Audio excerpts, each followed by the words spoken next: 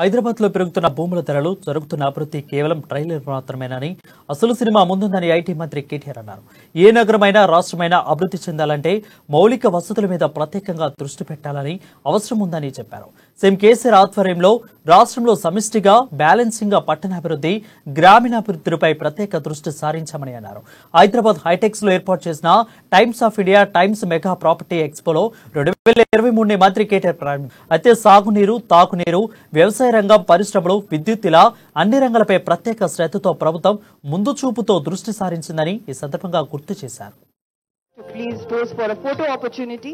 Ladies and gentlemen, I request our honorable chief guest. ఒక నగరం గాని, ఒక రాష్ట్రం గాని, ఒక దేశం గాని వృద్ధిలోకి రావాలి, పెట్టుబడులు సాధించాలి, పెట్టుబడులు ఆకర్షించాలంటే మౌలిక సదుపాయాలు, బేసిక్ ఇన్ఫ్రాస్ట్రక్చర్ ఏదైతే ఉంటుందో దాని మీద ప్రభుత్వాలు దృష్టి పెట్టకపోతే ఎన్నటికీ కూడా విజయవంతం కాలేం.